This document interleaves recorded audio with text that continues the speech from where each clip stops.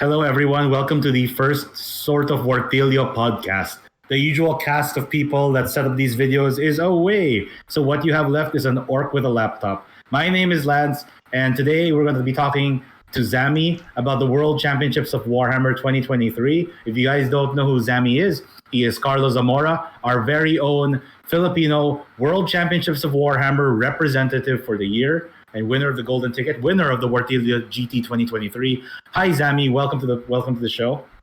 Hi, thanks for having me, Lance. I'd love to talk about what I went through when I stayed in the U.S. in Atlanta for Worlds. Yeah, no problem. So I know it's been a couple of months. It's been a month since it happened. People have gotten sick, and people's schedules have gotten really busy in the Burr months over here in Manila. So it's good that we were able to set a bit of time. Zammy doesn't have a camera, and it'd be awkward if I was the only floating head. So we're just doing a podcast format here, and we hope you guys enjoy it anyway. We got a few talking points, and hopefully it give you a good blow-by-blow experience of what it was like. So first off, Zammy, let's talk about like how you did. So Overall, what's your record like? Yeah. So in the tournament, it was basically two tournaments in the main tournament. There was the main tournament for the first 5 rounds, where you try to qualify for the top tables, and then after that there was like another RTT or mini tournament where you try to improve your score for your country by doing an extra three games after the qualifying round. So in total, there were 8 games for nearly everyone in the tournament. 8 games over how many days? 8 games over, I believe it was 4 days. Yeah, we started Thursday, we ended Sunday. So yeah, 4 days. That's crazy. Yeah. And as for my ranking, I went 2-3 in the main tournament. Yeah. So I'm pretty happy about that. I didn't do so well on the first day. I went 0-2 on the first day, for a lot of reasons. But I was able to come back on the second day. I went 2-1 on the second day. So I'm glad I didn't go like 1-4 or 0-5. Because to put things into context for the people listening, the World Championships of Warhammer is filled with people who've won GTs in their own country. So imagine you join a tournament and every single fight is someone who has won a GT. Yeah, everyone is their own regional champion in the tournament. All 200 plus Age of Sigmar players has won a GT and won the golden ticket. Players. Yeah. Would you say this is the most competitive singles tournament that's ever been assembled for 3rd edition? That's hard to say, honestly. I'm sure there are bigger or just as big tournaments. Adepticon, Tacoma. There are a lot of big tournaments, but I feel like when it comes to an international scale, this would have to be the biggest singles tournament out there. So I think, what I meant was like the hardest, I guess, because every fight's a boss fight. Unlike if you go to Adepticon or LVO, maybe you'd fight 1 or 2 people who are there to join and have fun, right? And everyone's here to join and have fun, but not everyone would be a boss fight. Yeah, every fight was a boss fight. I was clawing my way to victory for every single fight. No, and I totally get that, and we will get to more of that in a bit. So I want us to focus on some of the weirder things. As people know by now, we also applied for another slot for 2024, and we're very grateful to GW for letting us renew our slot because we sent someone over in 2023. So hopefully, if you have like an interest in joining the tournament or traveling abroad, maybe this short video / podcast can give you a good idea of what to expect. So the first thing I'd like to ask is, traveling with an army, how was the experience? You had such a beautiful looking Zinch army, and you're here fighting against Khorne. And like, how was that? I even see the Metal Lord of Change over there. Yeah. So traveling with an army was not fun. So what I did, and I don't recommend people do this to their armies, was I just shove all the small models in Tupperwares I filled the extra space with bubble wrap, and then I just taped it. Then for the Lords of Change, especially the metal one, I just stuck them in bubble wrap, tried to fill as many crevices as possible so they wouldn't snap, and wrapped and taped it up in, in bubble wrap. Oh my god, that And sounds then so. and then I just tried to Tetris it in my travel bag, my maleta, and it fit, but uh, still I had to be so careful traveling with it because one wrong drop would just snap one of those wings, Yeah. So when you say your maleta, Hmm. and for international audiences, this is like your luggage. Do you have do you do you have it as a hand carry, or did you put it? Do you check it in? Oh no, you have to hand carry that. There's no way you can check that in because uh, you know I'm sure some of you have seen videos where people just throw the luggage in planes. They don't really care for them. So that's your models banging around if you're having it checked in. So Oof. definitely carry it on. So Um, some of these malls are metal. Did airport security stop you or anything? I was asked about it when I was leaving NAIA Terminal 1. Right. The guard was like, "Oh, what is this? Is this a souvenir? What? It's a big metal object that looks kind of sharp." I said, I just said yes. It was it was a toy. It was a souvenir, an eagle, and Right. they let me through. On the other hand, though, they did take away my measuring tape. So watch out for that. Don't bring any measuring tape on a plane or any tools because they will take that. Oh yeah, because like it has a sharp edge, right? Yeah. Oh, okay. Mhm. So, all right. But yeah, what some other people did apparently was that they just took their army cases. So these are the GW foam boxes, magnetized like travel cases, and they just use that for their armies. It should be fine for most armies. It didn't work. It wasn't an option for me because I had so many large models. But it should be an okay solution if you can get your hands on one of those boxes. But those giant boxes, do you think those are good for hand carrying? Would they fit in an airport? Sorry, in an airplane's like storage bin, the one that's above the chairs? Yeah, that is generally where you put it. The problem will be actually carrying it around because you're gonna be traveling for what 50 hours total Holy shit. to and from America. More than 50 hours, I'd say, including um, layovers. So imagine carrying that case in front of you, not rolling it for that long. It would be definitely be exhausting. And stressful. Did you how many layovers did you have? Let's see. Let's pretend going there first. Okay, so going to Atlanta, you can expect maybe three layovers if you're going straight to Atlanta. So you can expect one going to an international hub like Taiwan or Singapore or Japan. Right. Then you can expect one landing in LA or San Francisco. And then there's most probably going to be one more layover before you make it to Atlanta. That depends on your flight. So 2 to 3 layovers would be the normal amount. Yeah. Was coming back a bit more comfortable? No. So the thing about traveling east is a lot faster than traveling west. So there was an extra 3 hours on the plane coming back.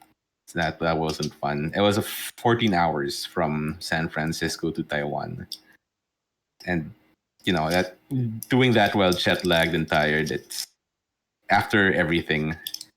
It's definitely not fun. So be prepared for that. Yeah, and you were by yourself, right? That's kind of scary too. I'm used to traveling alone, so it's okay for me. But if someone far less traveled, navigating the airports and going through customs and security and all that might be a little bit difficult. So that's something to watch out for if for whoever the next champion will be, especially if they're going to be flying out for the first time. No, super valid. Mhm. So, hindsight, you mentioned earlier you didn't like the way you packed your tiny models, you put them in bubble wrap, and you just put them in Tupperware. Yeah. In hindsight, would you have done anything differently? With these guys, no. Oh, okay. Let's stop the Yeah, brims, right? Yeah. yeah, they're very hardy. Okay. They have really thick coats, so generally it's okay. I'm okay with doing it with this army. But if you really truly care for your models, you might want to put in the extra effort and actually get a proper travel case for these things. I didn't know there was like a proper travel case. Yeah, I mean it's not a travel case, but it's a foam travel box that people normally use for their armies. Yeah, because I'm sure you can search those online if you take a look. yeah, I'm looking at this picture right now. I can't imagine like packing these bloodthirsters and Bellacore and Scarbrand into like a box, right? Because Yeah. the wings are so they still snap. So he drove, so it wasn't too bad for him. I think my opponent here was from 1 or 2 states away. No, so easy. Yeah, so he didn't have to fly his models out.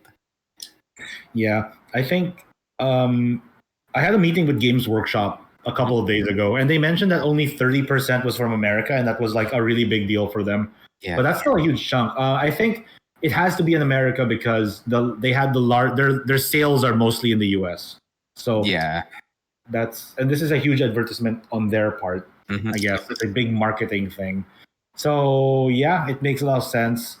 And traveling sounds like a pain in the ass. Hopefully, yeah. Maybe if the next winner comes up, maybe you guys can talk and you can give him some tips and packing and stuff. Yeah, so for sure. All right. So talk about traveling with an army.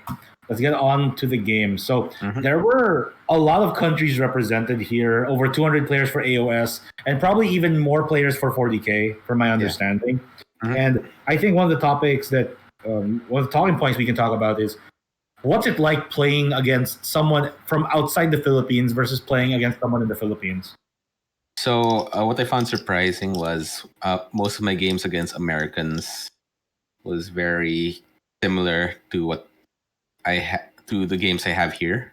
Yeah. So they don't really mind take backs. They don't. They're a bit more strict with dice rolls. So when it comes to dice rolls here, it's just a feeling on whether it's cocked or not, right? If it's somewhat cocked, we'll take it. If it's halfway cocked, sure, we'll re-roll that. Sure. I ran into a lot of people here in the tournament where they won't accept a single dice that isn't completely flat on the table. Oh, because that is for them. That is the fairest outcome. No weird angles, no nothing like that. It has to be flat on the table or on a truly flat terrain piece. Sorry, and you said that this is specifically like an Americanism? Not really. A lot of the players just do follow that rule. Okay. Yeah. So Americans, so it's playing like Filipinos, except they don't accept cocked dice. So basically, play by intent, right? By intent. Okay. So who are the non-Americans you played against, or what are they like? So I played against someone from Spain, and I think. Well, I didn't really run into any issues with that player, but when I was watching some other games for other players, there was one incident. I'm obviously not going to name names. Yeah, of course. I think there was one incident where a Skaven player forgot his recursion at the end of the turn. So D3 rats come back. Okay. Yeah. I thought it was like a Clan Molder thing. This is a smaller thing, right? D3 rats. Okay. Yeah, D3 rats come back, and then you score objectives after that, I believe, right? Yeah. So what happened here was he forgot about his rats for whatever reason, and they moved on to the next turn. But he remembered that somewhere in the middle of the hero phase or something like that. So not too far off, right? So normally here, it's most people would say, all right, sure, you can roll your D3 rats and put them back on the board, and then we'll adjust our scores based on that, because the board state hasn't changed yet, right? Sure. So, but the player he was playing against didn't like that. So they called for a TO, and there was this huge argument. Ooh. When you say huge argument, did it get to shouting or? No, but people were fairly upset. There were a lot of people watching. Oh shit! Okay. Gathered around the table trying to figure out what was going on. So I don't think this is exactly what happened, but it was akin to this that happened during the game. Okay. So a lot of these things do happen. They don't like take back. A lot of people here don't like take backs. A lot of gotcha moments. They won't tell you unless you specifically ask about the rules. So that's something to watch out for, especially when you're playing in a community you're not used to. Okay, that is really interesting. So, but I'm guessing from your experience, it's either you're playing against Americans or Europeans, right? Yep.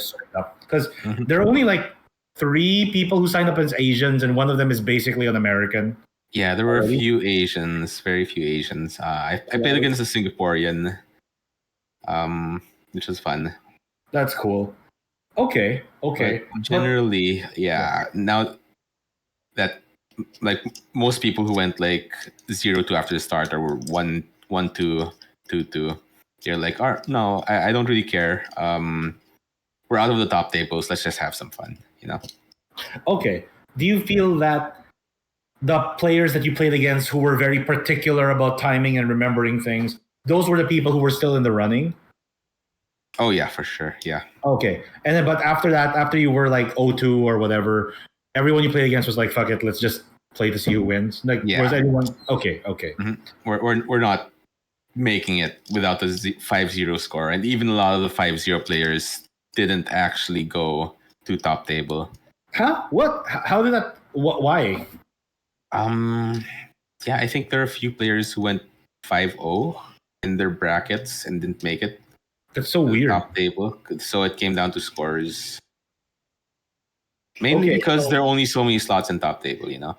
Okay, so what happened was if you said there were 200 players, each bracket would be like 50, right? And then there would be several 5-0s from that, probably 2 or 3. So you'd only take the 2. Oh man, that's so crazy. Can you imagine going 5-0 and not making it the top? That must be heartbreaking. Yeah, it comes down to tiebreakers at that point.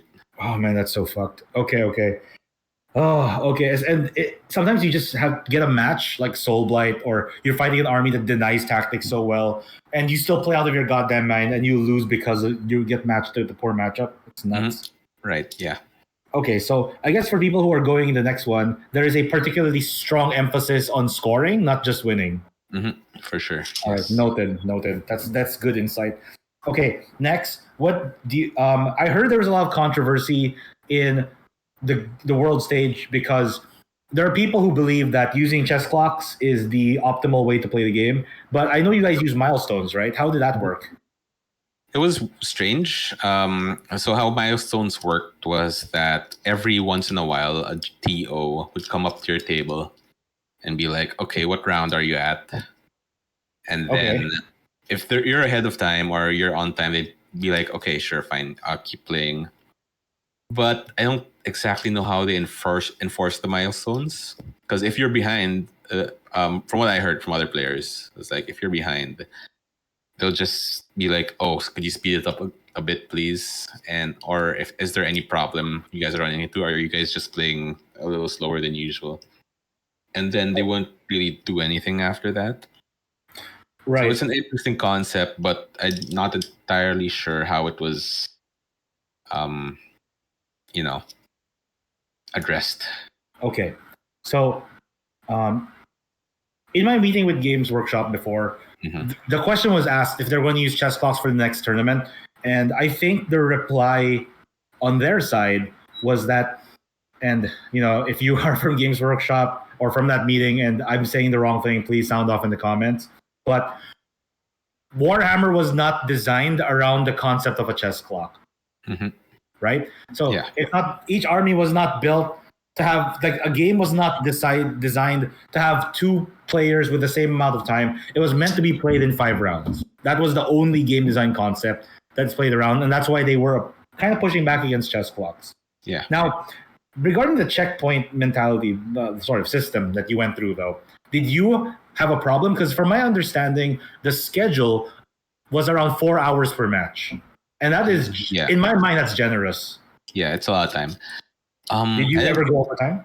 No, I never went overtime, but there were a lot of tables that did go overtime, and they just played throughout the breaks to finish the game. Yeah, that's brutal. How long were the breaks? we got an hour break. Oh, man, so there are people who played 5 hours and had to jump to the next match right after. It looks closer to 4.5, I think. 4 to 4.5 hours.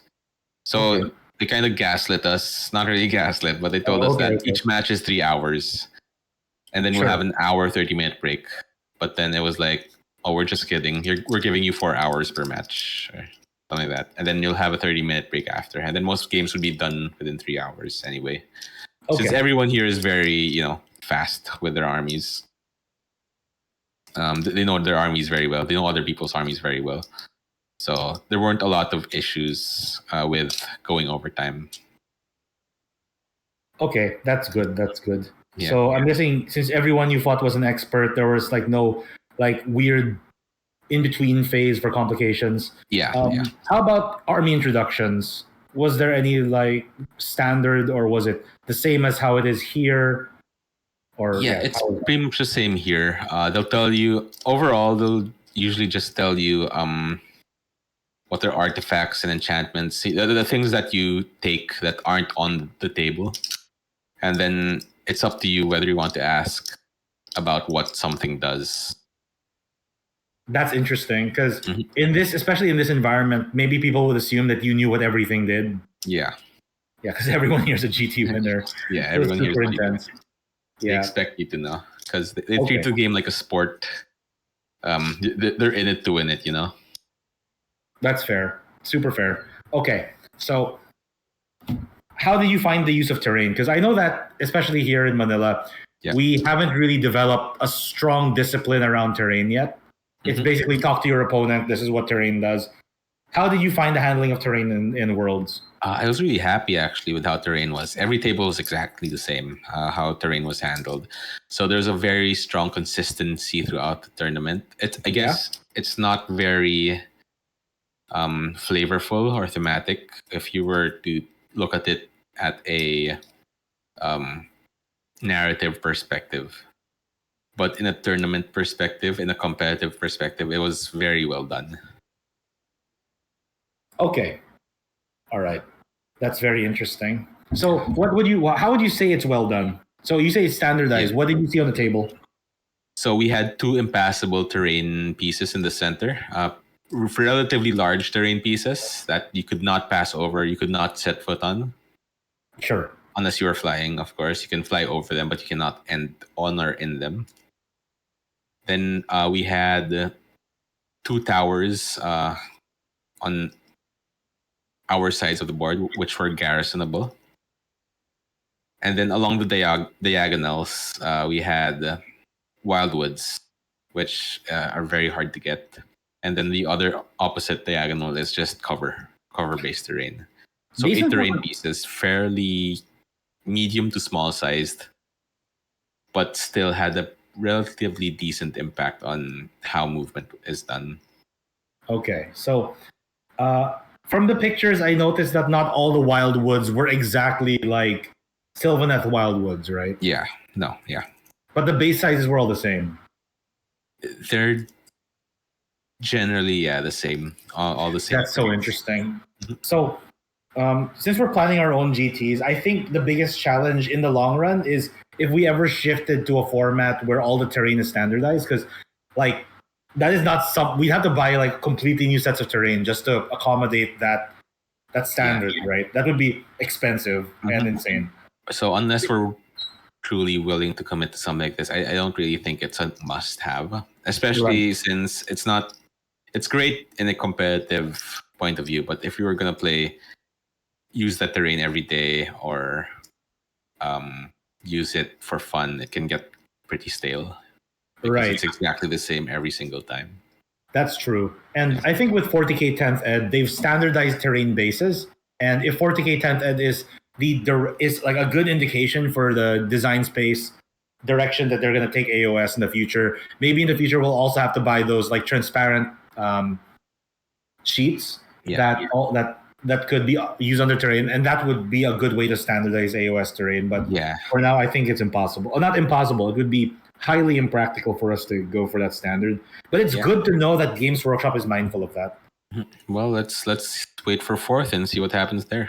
I know. Wink. Hopefully next year. Let's see. All right. So you took. Unfortunately, we don't have a lot of pictures, but you took a few pictures of some armies. Yeah. How did you feel about GT winners? Because like you could imagine a world where everyone was like hyper sweaty and didn't care about how their armies look. Or there are some armies I'm sure that look gorgeous, like this weird Skaven Caradron army. Yeah, no, the armies looked amazing. Everyone truly gave their love and care when it came to painting their army. I just took pictures of some of the standouts that really caught my eye. So I think I have a few more, like a Gitz army with a light with LEDs in the, what's it called? Loon Shrine. Oh, that's wild. And then there was Caleb's army, the other Zeech player, who won best overall, I think. Yeah. Oh man. And it was Caleb. It was completely Christmas themed. We had Lords of Change shooting out Christmas boxes, presents.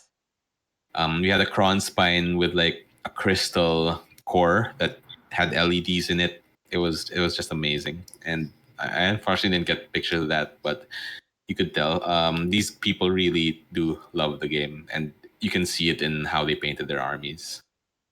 That's good to hear. So, you know what's interesting? I actually listened to AOS coaches talk with Spoon, and the tournament that he won and qualified to qualify him for World Championships was not actually a tournament he won by being best general. He won it by being best overall. I think he dropped one game or something. And because his painting score and his sportsmanship score were all so solid, he won. So a lot of these people coming into the World Championships are not people who are just the sweatiest generals, but some of them are overall champions, and they won by a paint score. Mm-hmm. Yeah, so there were a lot of ways to get tickets, not just best general. Some of them were given to teams, and then the tickets would be distributed among the team members. Some of them. What do you mean by that? How did that work? I think there was a team competition that also featured the golden ticket as a prize. And let's say it's a team is like of 5, and then so one of them will just get it. That's it. Yeah. That's crazy. Mm-hmm. I don't remember exactly how it worked, but it's not. It really is up to the region that receives the ticket on how they'll give it away. Yeah, actually, I can corroborate this. When I met with GW, they told us that the tournament doesn't have to be a 5-rounder, 2-day GT event. They'll leave how we decide who gets it to us, and they'll just trust us to do it to the best of our abilities. You could even give a ticket to a 1-day RTT. Mm-hmm. Right? For those who don't know, RTT means Rogue Trader Tournament, round 3 tournament, 3 rounds, 1 day, that sort of event. But so GW is very liberal on this. They understand that the way tournaments are run is not the same all over the world. And I kind of appreciate that. I think the 5-round GT is more of a cultural imposition than a hard official standard by GW. Yeah. So that's kind of cool. Okay, it's nice to see that even like really sweaty players bring gorgeous armies. Can't imagine bringing an army this gorgeous and chucking it into a plane. So scary. Mm-hmm. Yeah, I'm sure they had their own very difficult, very elaborate ways on how they transported these armies. So speaking of which, let's talk about the friends you made along the way. Tell me about like your experience with some of these people. From this screen alone, if you're listening to this as a podcast, sorry, but if you're watching this as a YouTube video, there's a screen of a bunch of legends on this picture, actually, alongside our very own legend over here. So, Zammy, tell us about like the people you met. Yeah, so top left, I'm sorry, I forgot your name. I think it was John. Yeah, John or Jonathan or Johnson. If you're watching this, sound off in the comments what your actual name is. Yeah. He was my first game, and yeah, he was a really nice guy, and overall a great introduction on my very first game for international Warhammers. Nice. Next we have Coach. Everyone loves Coach. He is an angel. So we ran into an issue where we had to move out of our accommodation, and we didn't exactly have another place to stay. So Coach helped us out. He found everyone who lost their accommodations new places by going around asking other people if they can stay with them. So it was thanks to him that everyone who lost their rooms was able to find a new place to stay. So to be clear, were your accommodations from the resort, or was it from outside the resort? No, it was from outside the resort. Okay. Yeah. So this is like an Airbnb, right? Yeah, something like that. So it was really sponsored by GW, and some things happened. Yeah. So yeah, he asked around for other players' help, and he found us different houses to stay at. All right, next we have. Yeah. No, go ahead. No, yeah, okay. Next we have the Singaporean. I have his email here. I'm gonna keep in contact. I'm gonna try to invite him over to RGT. Do it. Yeah, it'd be great to see some other people fly into the country, because from what I heard was this guy. He is a 40K player who joined. What? Yep, who joined his AOS GT just so he could fly in with. What a shark! Yeah, with his friend. And his friend flew over, who's also Singaporean, flew over to Thailand and took their ticket, 40K ticket, I think, to fly into Atlanta. I think there were 3 of them in total who flew in. One who won their ticket, one who won their AOS ticket, and one who won Thailand's 40K ticket. Yeah. So that's a very interesting dynamic we have, and it'd be great if they flew in and took our ticket. I mean, it would be great, but it'd be fun to have people attempt that, It would be super sick, and this might not be popular, but I'm of the opinion that if we had a chance to send someone and we lost our own ticket, unfortunately, we just don't deserve to go to Worlds that year. That's it. We should. Or we need to fly over to their country and take their ticket. Yeah. Okay, that's the alternative. Oh man. Okay. So, you played against him, I guess, right? Mm-hmm. He was an opponent of yours. Oh man, I can't imagine being a player for AOS, going over to 40K just to take the ticket, and then fighting all the GT champions from all over the world. Yeah. So I played him after the main tournament. So we were both in the 2-3 bracket. Okay. And that's where we met and played. Okay. All right, next, another friend. The guy is a knife. It's been a while since I've talked to these guys, so can't remember their names. But he played Ogres, and honestly, really nice guy. Loved his cosplay. He was one of the few people who cosplayed in the competitive event.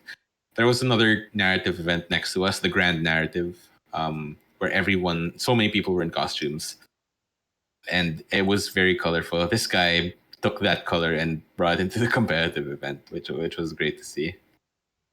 Yeah, he looks really cool, actually.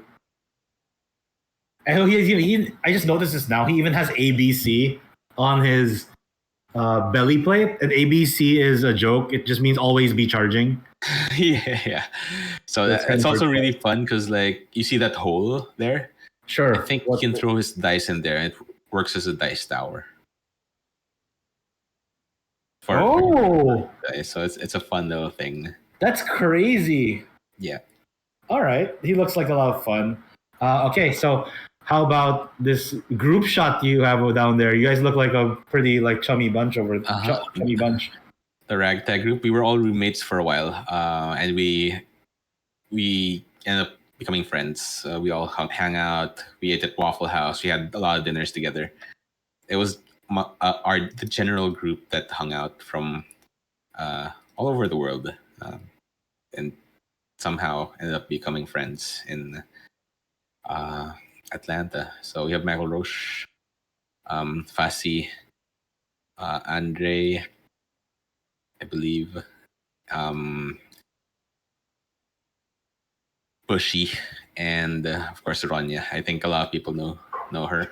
Yeah, Ronja is the Night Queen of Sweden, right? And she is a freaking legend. Yes, they're all amazing players, of course. Oh yeah, for sure. You're all GD winners. You're all legends. Yeah. But Ronja, I remember from like AOS Worlds 2022, where she played like second ed Night Haunt and swept the entire competition. It was and Night Haunt second ed was garbage back then, by the way. So. Oh no, sorry. Middle one is Alexis, not Andre. Oh, okay. Alexis, yeah. Where's everyone from? And not to put you on the spot, I'm just curious. Like, where generally is everyone from? Yeah, we got America, Roche from America, Fassi from Poland, Alexis from Sweden as well, I think. Nice. Bushy also from America, and of course Ronya from Sweden. Oh, okay. All right, it's pretty international. So you got Europe, America, and Asia all represented in this picture. Mm-hmm. Yeah. So yeah, we'll most probably see some of them again next year. Yeah, I hope so. Ronya is definitely gonna be there because she has her ticket for next year's Worlds. For 2024? Mm-hmm. How do you get a ticket for 2024 already? By being on the top table. Oh, so I didn't know. Okay, this is completely new to me. So if you're in top 8 question mark or top 16? Yeah, top 8, you automatically get another invite. What? That's so nuts.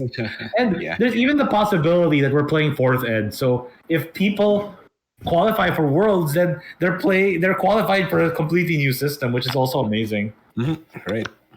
Oh, that's so badass.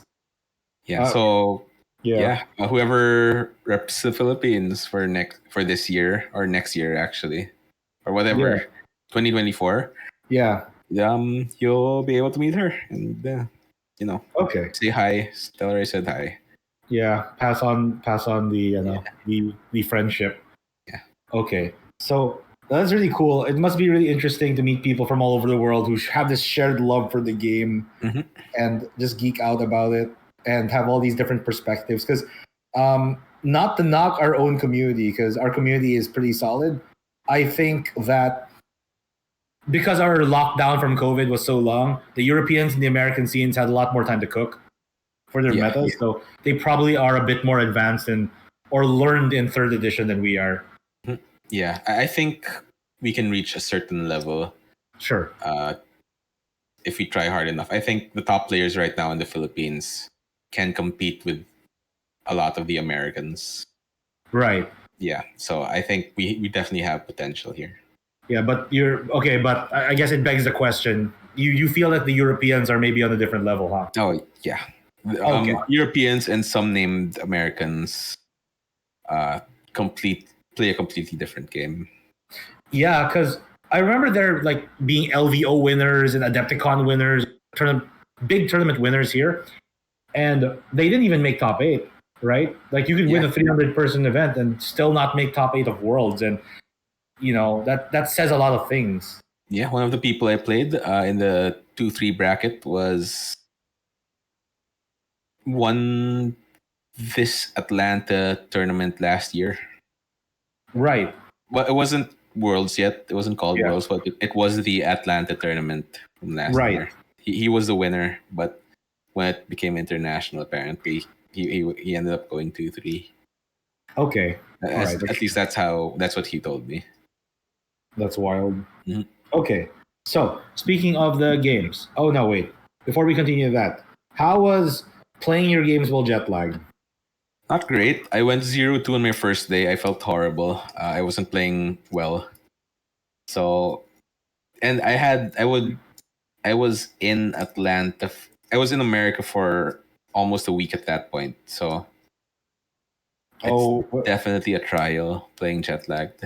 Okay, so America has multiple time zones in it. When you travel to America, you stayed in a place first. Was that place the same time zone as Atlanta? It was 2 hours away, so it wasn't that bad. It was close enough, Okay. and I slept based on the Atlanta time zone.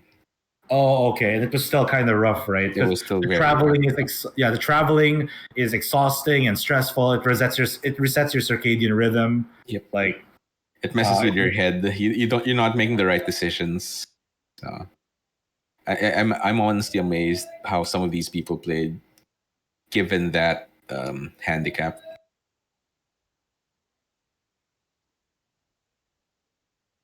right, right. Yeah. So that was playing jet lagged. Not a great Yeah. experience. Yeah, I think there is literally a home court advantage for competitions like this. Yeah, I'm not trying to discount the efforts of the Americans and stuff and other people, but there is a home court advantage to playing while you're rested, relatively close to home, and all that. it definitely helps. Yeah. Okay. So, awarding ceremony and closing remark. You chose this one of your talking points. What did you want to talk about for this one? Oh, so the Must have been Warriors. really magical though, watching this finals. Yeah, the finals was amazing to watch. We all sat around a TV. There was no audio for obvious reasons. There were commentators, so they didn't want the audio interfering with the match. So, but we were still able to keep up with everything that was happening based on just rolls and speculation, and that was really fun. Just guessing what was happening. Like, oh hey, why aren't is he moving those sensor bearers, those rats? And someone would be like, oh, most probably because Teclis cast Darkness of the Soul and beat the bravery score, so they weren't able to move around and stuff like that. And it was really fun having these people all around you, knowing exactly what's going on without hearing the game. So that was fun to watch. Also very interesting at the final round. I think the final few matches went on for 4 or 5 hours. So I think there was some discussion around this where the checkpoint system wasn't applied on the very, very final top table. Yeah, can you imagine having the finals, the last of the 12 rounds, both of your players are determined and their brains are melted at this point, and you end it because of time. You ended bottom of round 2 because of time. Yeah. Can you imagine that happening? That would have been horrible. A horrible way to end the tournament. But from my understanding, this finals round is not the first time these two players have fought. I know that they fought in the semis, and then because it's a double elimination, the Lumineth player who had Spoon, the Lumineth French player who had lost before, had another chance, had to beat the Skaven player who had been undefeated up until that point a second time, right? I think the Lumineth player, I don't remember who he lost to exactly. Yeah, it might have been Phil. Yeah, LRL lost to OBR earlier that tournament, I think. Oh, right. Okay, yeah. Yeah. So if you lose, you're definitely not out. You're still in the running. Yeah, I was watching this game through the French stream, and France is so it's like a different animal. They are so enthusiastic. Yeah, I'd see them conducting interviews in the front lobby, so you can tell they really really love Warhammer. And they even sent their own media team, man. Yeah, they did. Well, there were so many of them. There were so many French players there. They had their entire team there, so you could tell they were determined to come out on top. Their love is so palpable, and it just this is France versus England, right? Big Phil's from England. That's right. Or the UK, rather. I guess let me just be more accurate on that. So tell me more. Like, how was so when Spoon finally won, how was the awarding ceremony? I understand that it started a bit late. Yeah, the awarding ceremony started around 10 o'clock. And then Zach, the tournament organizer, former player for America, did a long speech, and it was very, I can't repeat. I obviously can't repeat it word for word, but you could tell that the mood in the room was like, this community is amazing. This community is great. Oh man, I'm glad to be part. I'm so happy to be part of this, and I can't wait for next year. So there was that. It was a great, and almost everyone had an award. So there were so many medals given away because according to them, they don't like having super massive prizes just for one player. They like giving lots and lots of little prizes for all the players who deserve them. So like I think every faction had top 3 best in faction. There were a lot of so many different categories, different bronze and silver and gold categories, not related to scores, and so many people won. Can you share a few of the weirder categories? Weirder categories. You said not related to scores, right? So what? Yeah. Well, obviously, best painted is some of the bigger ones. The faction one was that one, top 3 in faction. So even if you were alone in your faction, are there only 2 people in your faction, you will still get a gold and silver, even if you go 0-8. If you're second place in your faction, you're getting a silver medal anyway. So that's a nice feeling to have, That's wholesome. Like so you have a silver medal for Zinch. I have silver in Zeech, second best in Zeech. And there are 2 of us here in Zeech. You and Caleb, right? And first being Caleb, who won best overall, and then there was me, who went 2-6. It must be. I can't imagine what it would be like winning best overall. So did Caleb make it to top 8? No, right? But he won best overall. Didn't. Yeah. Because he went through like the second tournament and plowed through that gauntlet. He went 7-1 all throughout. And his tiebreakers didn't make it. Didn't allow him to reach the top brackets, unfortunately. So that's rough. Amazing player. We played very similar armies. We were both on the Kronspine Guild of Summoners army, and he actually during one of my matches, I was able to summon a 3rd Lord of Change, but I didn't have a model. So I walked up to him and I was like, "Hey Caleb, can I borrow a Lord of Change? I kind of really need one." He's like, "Oh sure, man. Here you go. Just give that's so sick." So I played with one of his Lords of Change during one of my matches, which I ended up winning. God damn, the Caleb Walters difference. God damn. No, it's like you borrowed it's like you summoned the Lord of Change of like this super god player's army, and it comes to help you. And that was my first win in the tournament. Oh, that's a legendary moment. Yeah, that was fun. I can't imagine like summoning like a model from some god player's army. That would be there's some anime stuff right there. Yeah, it was a Lord of Change with a Santa hat and Christmas presents all around him. So that was definitely a different Lord of Change. Oh, that's pretty cool. No, man, this World's event sounded really magical though. Like, I don't know. It was. If not for the traveling experience, I would love to go again. Yeah, and the expenses and all that jazz. And the expenses, right? Yeah. Yeah, no, that's something we've gotten. So for people listening, we've gotten some feedback from Zammy. We're not going to talk about this in the podcast, but we are taking that into account, and we'll hopefully create a more comfortable experience for whoever we're sending next time. Mm-hmm. Yep. Okay. So, closing thoughts. Let's talk about. I know we started on it already, but how do you feel about the World Championships of Warhammer? Do you think that the Philippines should be a recurring presence there? Like, let's talk about your overall feelings of the experience. Yeah, overall, I think it was an amazing experience. Being there on the first day wasn't great. You're alone. You don't know anyone. You're tired. You're jet lagged. Sure. And you're losing games because of all that. But once you actually start playing games with people, meeting people, talking to people, it starts becoming really, really fun.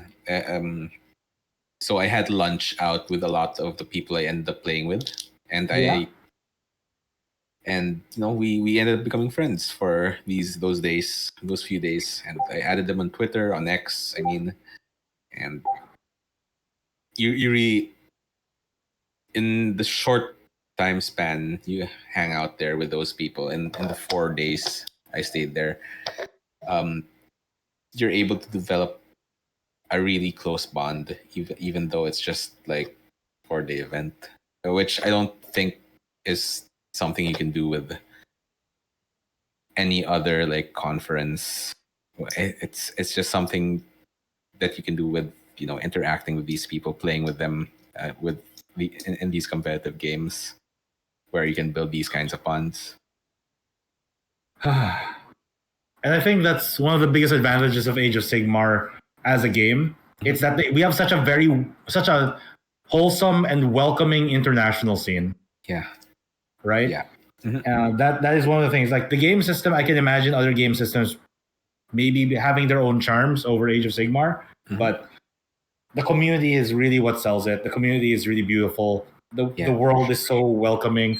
I remember that in the Discord server that they made for the international travelers, people were even welcome, like offering to walk you, right? Or house you or help, even lend you models. Yeah, they were offering to lend models. One of the people, Luna, picked me up from the airport at 2 a.m. before the tournament, and she was a really big help. She drove me over to my accommodation, and the accommodation was even one of the players' places. So, was she a player? No, she wasn't a player, but she was part of the community who just decided to help out. What a legend! What a legend! Oh, and I remember even like some of the middle tables. They're like, "Hey, we're not making it top table anyway. You wanna grab a beer? Let's get some beers. Let's have a fun game." So there were buckets and buckets of beers all around the middle to end tables, and it was so nice to look at. The further up you'd go, the less alcohol you'd see. Oh yeah, because those people need to be sober. Yeah. Can you imagine misplaying because you're drunk at top tables? Yeah. It'd be miserable. But I think we've covered all the topics that we wanted to cover for this talk. Thank you, everyone, for joining us. Thank you, Zammy, for your time. Sure. So I hope that I know this format isn't as engaging as like a full-on video where you see our faces and we have a lot more pictures and editing and stuff like that. But we hope you guys enjoyed our little recap of Worlds and some of the insights that Zammy has brought back with us. And hopefully we can make another really awesome legendary journey for 2024. If you're interested in this kind of content from the Age of Sigmar community over here in Manila, please give us a like. Please subscribe. And if you have any suggestions, questions, or clarifications, you may sound off in the comments. And I think that's it. Good night, everyone. Have a good one. Bye. Peace.